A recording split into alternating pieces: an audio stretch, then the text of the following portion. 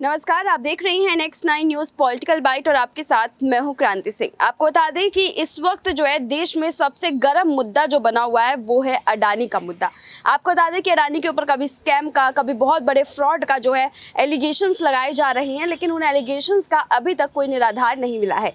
यानी कि उस मामले को लेकर के संसद से लेकर के सड़क तक जो है वो विवाद तो छिड़ा हुआ है, जंग छिड़ी हुई है और इन बहस के बीच में नए नए आवाज़ के सुर भी सुनाई दे रहे हैं।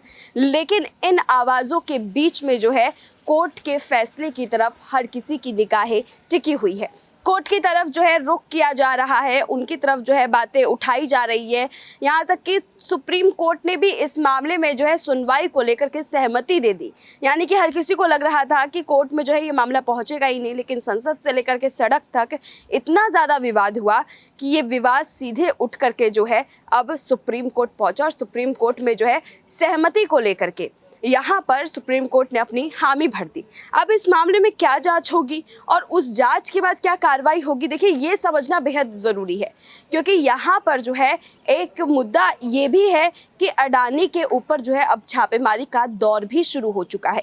यानी कि उस बात को लेकर के दौर शुरू हो चुका है जिस मुद्दे को लेकर के जो है यहाँ पर ये कहा जा रहा था कि अडानी ग्रुप के ऊपर कोई भी छापेमारी नहीं होगी, कोई भी ईडी की कार्रवाई नहीं होगी और उस ईडी की कार्रवाई के ऊपर कोई भी मुद्दा उठता हुआ नजर नहीं आएगा। तो चलिए इसी मुद्दे को लेकर के आज सवाल जवाब की तरफ जो है बढ़ लेते हैं।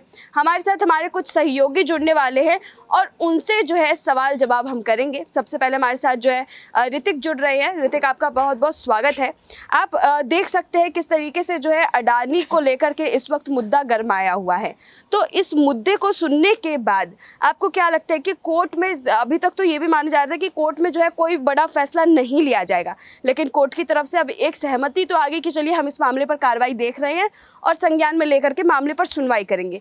तो क्या लग रहा है कि अडानी को लेकर के जो बातें यहाँ पर सामने निकल करके आ रही थी कि उनके ऊपर कार्रवाई नहीं होगी, उनको छोड़ दिया जाएगा, क्या ये सब सिर्फ और सिर्फ एक बात बन के रहेगी? बात तो है। सबसे बड़ी बात यह है कि देश के प्रधानमंत्री आखिर अडानी के मुद्दे पर क्यों नहीं बोलते हैं।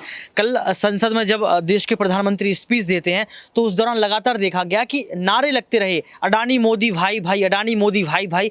इस नारे को सुनने के बावजूद भी देश के प्रधानमंत्री शांत रहते हैं, क्यों? लेकिन वित्त मंत्री, मेरी बात तो सुनिए, दूसरी चीज ये निकल कर आती है जब राहुल गांधी सबूत दिखाते हैं, पवन खेरा सबूत दिखाते हैं और तमाम जो कांग्रेस के नेता वो सबूत दिखाते हैं, तस्वीरों को दिखाते हैं, तो आपको बोलना चाहिए था, आपको अडानी के मुद्दे को साफ करना चाहिए था कि आपके कुछ संबंध नहीं है।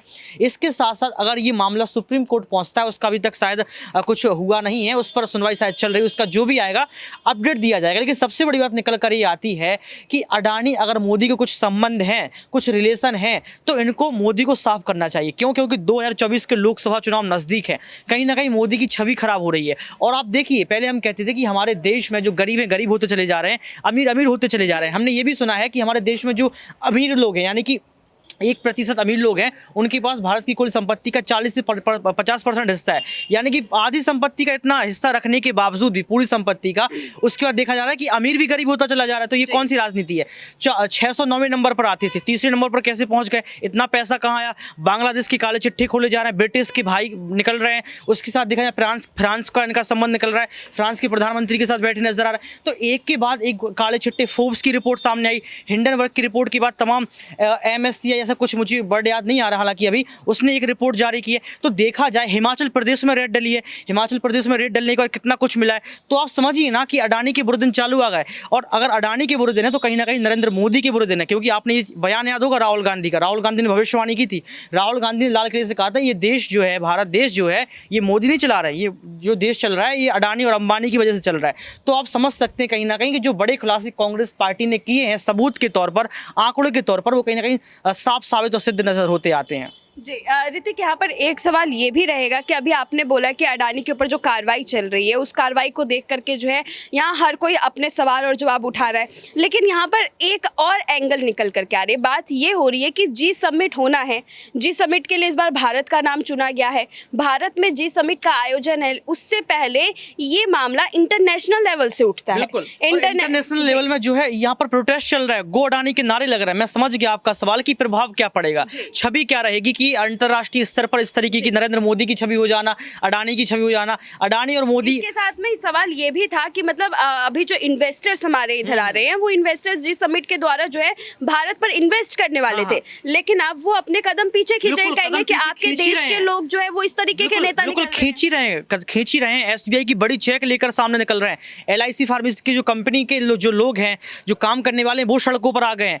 और सबसे बड़ी बात यह है कि गो अडानी के नारे लगाए जा रहे हैं, महिलाओं का गुस्सा फूट रहा है। भारत देश में भी कल आपने देखा किस तरीके से कल एक प्रोटेस्ट दिल्ली में भी होता है। तो आप ये देखिए कि ये हो रहा है, जो सवाल आपने किया है ये हकीकत और सच्चाई है इसमें कि तमाम लोग जो है अडानी के साथ नहीं जुड़ रहे हैं, अडानी से डर लग रहा है। और बीजेपी पार्टी को भी अडानी से डर लग रहा है। मैं साफ तौर पर कहना चाहता हूं और समझना चाहता हूं, हमारे दर्शक समझना चाहते हैं, आपके चैनल के लोग समझना चाहते हैं कि अडानी और मोदी के जो संबंध हैं, देश के प्रधानमंत्री बोल सकते थे, लेकिन देश के प्रधानमंत्री 1971 का मुद्दा याद दिलाते हैं, देश के प्रधानमंत्री कश्मीर पहुंच जाते हैं, देश के प्रधानमंत्री राहुल गांधी का मजाक उड़ा देते हैं। लेकिन जबकि अगर आप देखा जाए तो देश के प्रधानमंत्री की जो आवाज कल निकल रही थी, उस आवाज को दबाया जा रहा था। क्यों? क्योंकि विपक्ष लगातार कह रहा था कि मोदी अडानी भाई भाई।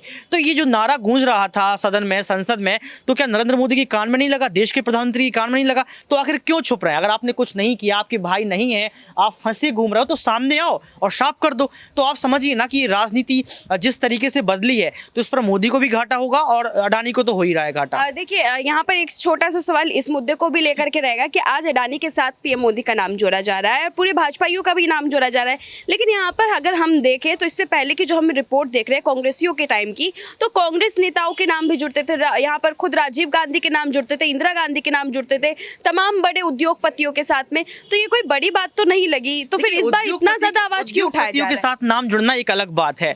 कभी आपने इस तरीके का मसला नहीं देखा होगा कि एक के बाद एक कतार खुली हो। हिमाचल प्रदेश में घोटाले को लेकर जो है लगातार रेड डाली गई, उसके बाद नरेंद्र मोदी और अडानी के संबंधों पर चर्चा हो गई, पैसों पर चर्चा। आपको पता है कि आज आपको बता दें कि हमारे देश में 1% कर्जा किसके ऊपर? अडानी के ऊपर। ये आपने देखा, आज की ही खबर है कि 1% कर्जा चुकाने वाला कौन होगा। दूसरी खबर ये भी है कि हम और आपके जेबों से पैसा निकाला जाएगा, यानी कि टैक्स फ्री। जो कहते थे कि टैक्स फ्री भारत होगा, अब नहीं होगा टैक्स फ्री, टैक्स बढ़ा दिया जाएगा। क्यों? क्योंकि अर्थव्यवस्था पर तो प्रभाव पड़ना ही है ना। तो समझिए कि आज जो माहौल बना है देश का, चाहे वो राजनीति स्तर पर देख लो, चाहे अर्थव्यवस्था के स्तर पर देख लो, चाहे अडानी और मोदी के संबंधों के स्तर पर देख लो, घाटा दोनों को है, बीजेपी को भी है और अडानी को भी है। ठीक है, आखिरी सवाल रहेगा ऋतिक, यहाँ पर कि कोर्ट के फैसले को आप किस नजरिए से देख रहे हैं? कोर्ट किसके हक में फैसला देगा? कोर्ट का अंतरिम फैसला ही होता है। कोर्ट क्या फैसला सुनाएगा ये वक्त तय करेगा। लेकिन सबसे बड़ी बात यह है कि कल हमारे दर्शक में लाइव कर रहा था, दर्शक ये कह रहे थे कि अब कोर्ट पर ही भरोसा नहीं रह गया। जी धन्यवाद ऋतिक। तो आप देख सकते हैं कि कोर्ट के ऊपर भी जो है भरोसा नहीं रह गया, इस तरीके की बातें जो है वो सामने निकल करके आ रही है। लेकिन उस मुद्दे को समझते हुए जो है आप लोग के क्या तर्क है कमेंट सेक्शन में बताइएगा जरूर। फिलहाल आज के लिए बस इतना ही। देश दुनिया की तमाम बड़ी खबरों के लिए देखते रहिए नेक्स्ट 9 न्यूज़ पॉलिटिकल बाइट।